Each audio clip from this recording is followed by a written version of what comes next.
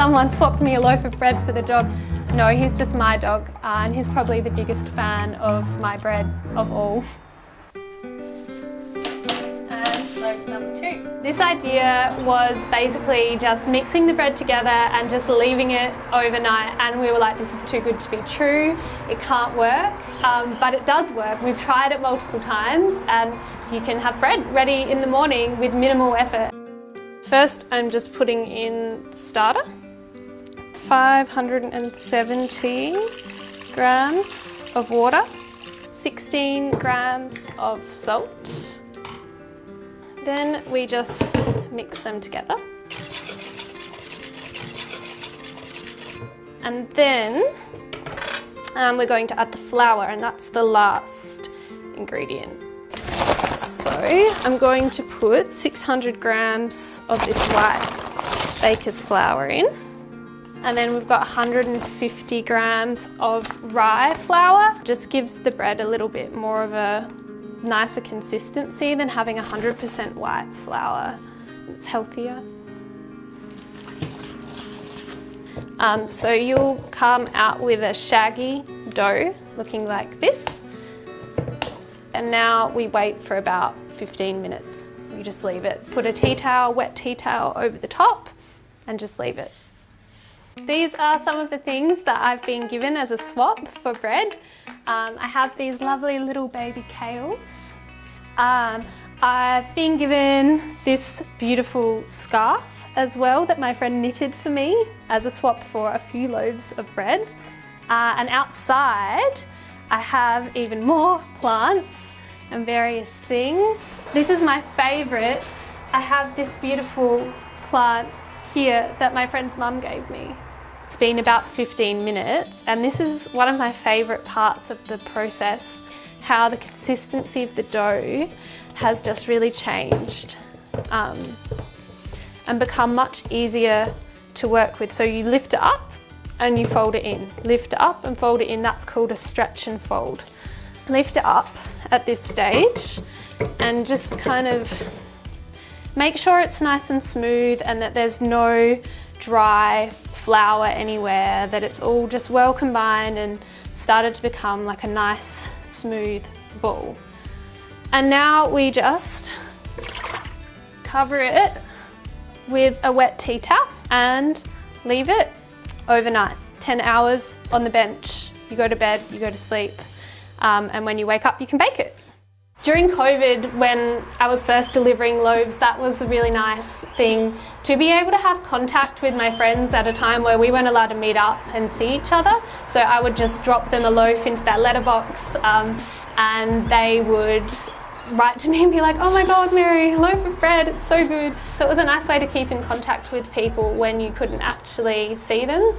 If it wasn't for lockdown, I wouldn't have thought that making sourdough was possible for me to do. Like, I always thought it's so hard, I can't do it, but it doesn't have to be like that. And I never would have tried it if I hadn't have had that time where I thought, oh, actually, I'll be at home and I can look after it.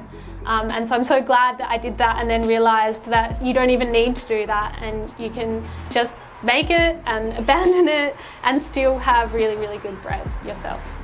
So it's been on the counter for 10 hours. Just at room temperature. I haven't done any more folds, I haven't done anything with it, and you can see how much it's risen, how much it's grown. So now we're going to shape it and then bake it. This is dough for 2 loaves of bread, so we need to cut it in half first before shaping it. So I'm just going to guess. There's 2 shapes of bread that you can make. You can make it round or you can make it long. To make the round loaf, you just get your bread, your dough, and you pull the edges in. So you just keep pulling them into the center, around, around, around, until it starts to turn into a little ball. So there we go. Then you can take a little bit more rice flour, put it on top, and just move it around with your hands. It shouldn't be too difficult because the rice flour just makes it not sticky. Then you get your banneton, or you can just put it in a bowl with a tea towel. You don't need one of these. Plop it in, and then just pull in the edges like this. And this helps the dough when you bake it to rise because it creates tension. It makes the dough tighter. Put a little bit of rice flour on top, and I'm going to put it in the fridge now until I'm ready to bake it. So getting ready to bake. Take the loaves out of the bannetons and put them onto 2 pieces of baking paper. And you can put a little bit of extra rice flour on top, and that makes a nice contrast when the bread bakes, a contrast of colour, so you've got the white and then the crust colour. So we're just going to score them straight down the middle like that, and this one I'm going to do a cross, so down the middle and then like that. And I'm going to give them a little spray of water, and I'll give them another spray once they're in the pot. This helps to create steam, helps the bread rise. So now we're going to put them in the Dutch oven.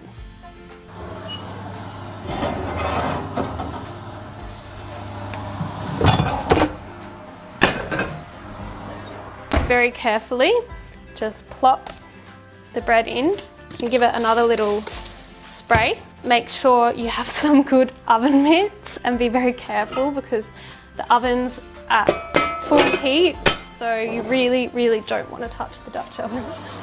Right, one's going in.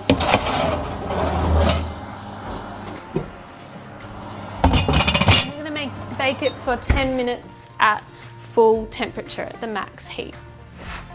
Okay, so after 10 minutes, you just turn the oven down from max to 225 degrees and then leave it for another 20 minutes.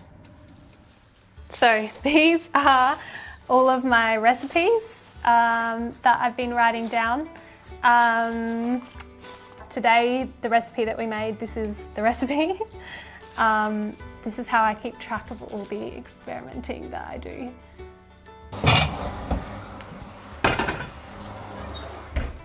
First one. Hello. All right, back in.